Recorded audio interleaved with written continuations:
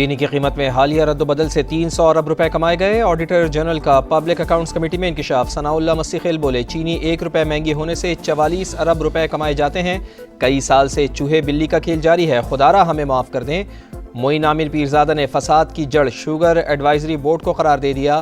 P A C کی warning پر F B R متحرک، شوگر ملز کے ڈائریکٹرز کی فہرست پیش کر دی۔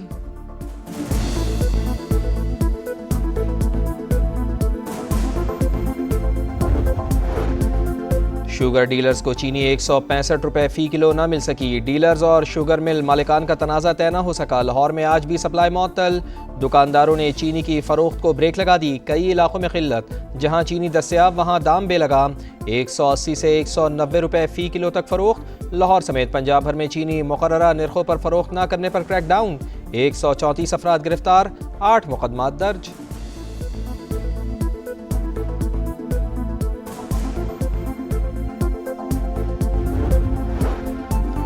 پاکستان نے رافیل طیارے گرائے، بھارتی پارلیمنٹ سے بھی گواہی آ گئی۔ رکن لوک سبھا امریندر سنگھ راجا کا جنگ کے دوران رافیل طیارے گرانے کا اعتراف، کہا پنجاب میں بسیانہ ایئر فورس اسٹیشن کے پاس لڑاکا طیارے کی ٹیل گری جس پر رافیل طیارے کا سیریل نمبر تھا۔ بھارتی ایئر مارشل نے بھی فرانسیسی ساختہ طیارے گرنے کی تصدیق کی۔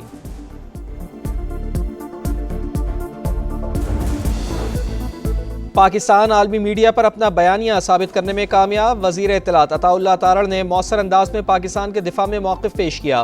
بھارتی پارلیمنٹ سے بھی گواہی آئی۔ بی جے پی رہنما کرشنا پرساد بولے عطا اللہ تارڑ نے 7 مئی کو عالمی میڈیا پر کہا پاکستان میں کوئی دہشت گرد کیمپ نہیں۔ کسی اپوزیشن رہنما نے اس موقف کا مؤثر جواب نہیں دیا۔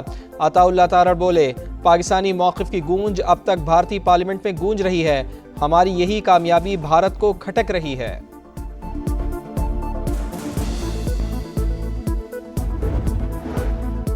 وزیر اعظم سے کرغزستان کے اعلیٰ سطح کے وفد کی ملاقات۔ شہباز شریف کا دونوں ملکوں کے درمیان تعاون میں پیش رفت پر اطمینان کا اظہار، کہا دو طرفہ معاہدے تجارت، توانائی، تعاون، روابط اور عوامی تبادلوں کے فروغ میں اہم کردار ادا کریں گے۔ ایم او یوز کو ٹھوس نتائج میں تبدیل کرنے کے لیے مؤثر حکمت عملی پر زور۔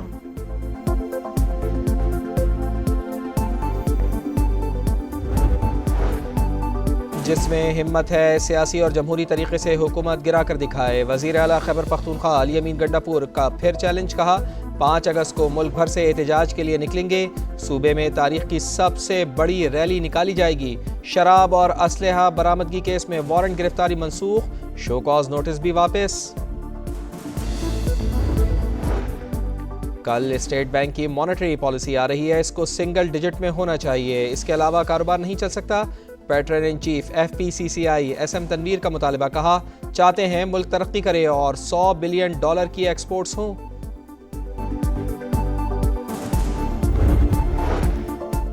اور جلدی واپس واشنگٹن جا کر دنیا بھر میں لگی آگ بجھانی ہے۔ کل بھی ایک آگ بجھائی اور جنگ رکوائی۔ امریکی صدر ڈونلڈ ٹرمپ کی اسکاٹ لینڈ میں میڈیا سے گفتگو، کہا جنگ رکوانا پسند ہے۔ آزاد فلسطینی ریاست کے قیام کا وقت آ گیا، غاصبانہ قبضہ ختم کیا جائے۔ پاکستان کا فوری اور مستقل جنگ بندی کا مطالبہ، غزہ میں خوراک کی فراہمی یقینی بنائی جائے، اسرائیل کو جنگی جرائم پر قرار واقعی سزا دی جائے۔ اسحاق ڈار کا 2 ریاستی کانفرنس سے خطاب، کہا دیرینہ مسئلہ صرف سیاسی نہیں، عالمی ضمیر پر دھبا اور بین الاقوامی امن و سلامتی کے لیے بھی خطرہ ہے۔ غزہ بین الاقوامی قوانین اور انسانی اصولوں کا قبرستان بن چکا۔ نائب وزیر اعظم کی کویت کے وزیر خارجہ سے ملاقات، تجارت، سرمایہ کاری، توانائی، خوراک، سلامتی اور دفاع میں تعاون پر مشاورت۔ دونوں رہنماؤں کا فلسطینیوں کے خلاف اسرائیلی مظالم پر اظہار تشویش۔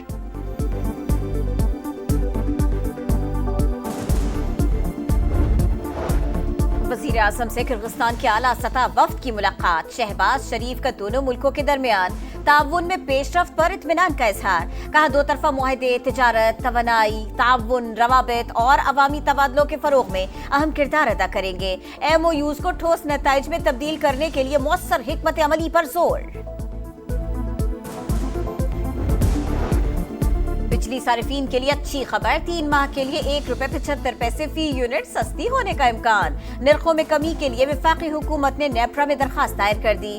عوام کو 53 ارب 39 کروڑ روپے کا ریلیف ملے گا۔ اطلاق کے الیکٹرک سمیت ملک بھر کے صارفین کے لیے ہوگا۔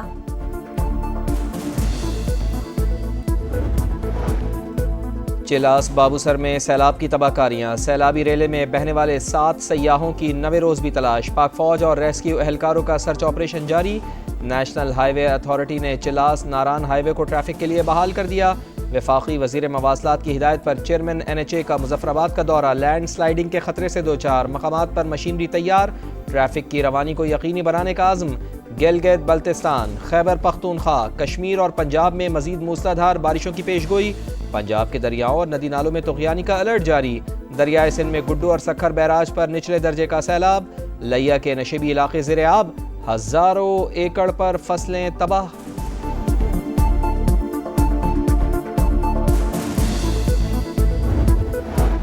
بانی PTI کی 9 مئی کے مقدمات میں ضمانت کی درخواستوں پر سماعت 12 اگست تک ملتوی، اگلے ہفتے کی تاریخ دینے اور نوٹس جاری کرنے کی استدعا مسترد۔ 12 اگست کو ضمانت کی اپیلوں پر سماعت کے لیے سپریم کورٹ کا نیا بینچ تشکیل، چیف جسٹس یحییٰ آفریدی 3 رکنی بینچ کی سربراہی کریں گے۔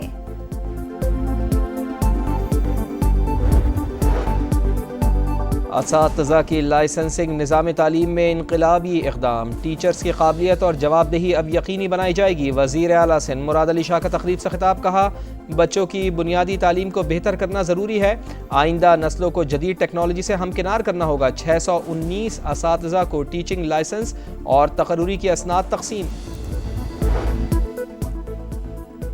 پنجاب میں ضلع کی سطح پر سرکاری اسپتالوں میں انجیوپلاسٹی کا آغاز، وزیر اعلیٰ پنجاب مریم نواز کا بہترین کارڈیولوجسٹ کی خدمات حاصل کرنے کا حکم، کہا کہ طلب بننے سے مریضوں کو بڑے شہروں کا رخ نہیں کرنا پڑے گا، علاج کی بہترین سہولتیں گھر کی دہلیز پر میسر ہوں گی۔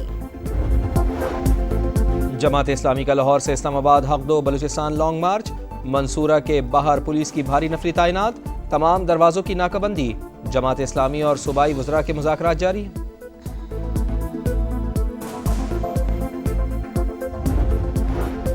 غزہ میں صہیونی دہشت گردی جاری، امدادی کیمپ پر اسرائیلی فورسز کی فائرنگ، 8 فلسطینی شہید، 15 زخمی، صبح سے اب تک مزید 51 فلسطینی شہید۔ غزہ میں قحط کی صورتحال سنگین ہو گئی، گلوبل ہنگر مانیٹر کی تصدیق، صدر ٹرمپ کا بھی غزہ میں قحط پر تشویش کا اظہار، مستقبل میں امدادی کیمپ قائم کرنے کا اعلان۔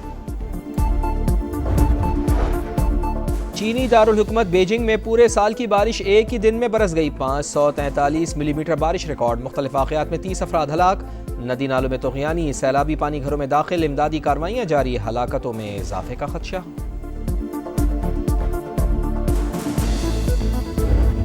ویسٹ انڈیز کو ہرانے کا mission, Shaheen in action, lord ہل کے کاؤنٹی کرکٹ گراؤنڈ میں پہلا practice session, fielding, batting, bowling کی مشقیں، مختلف ایکسرسائز اور ڈرلز بھی کی گئی۔ پاک ویسٹ انڈیز پہلا میچ 1 اگست کو صبح 5 بجے شروع ہوگا۔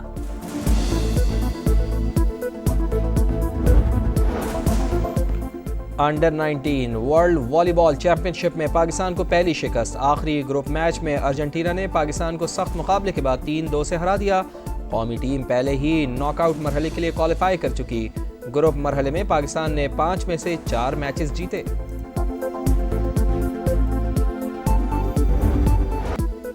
ہالینڈ کی لورینا نے Tour de France women's cycle race کا تیسرا مرحلہ جیت لیا، مقررہ فاصلہ 3 گھنٹے 41 منٹ اور 47 سیکنڈز میں مکمل۔ ریس کے دوران موڑ کاٹتے ہوئے متعدد سائیکلسٹ گر پڑی۔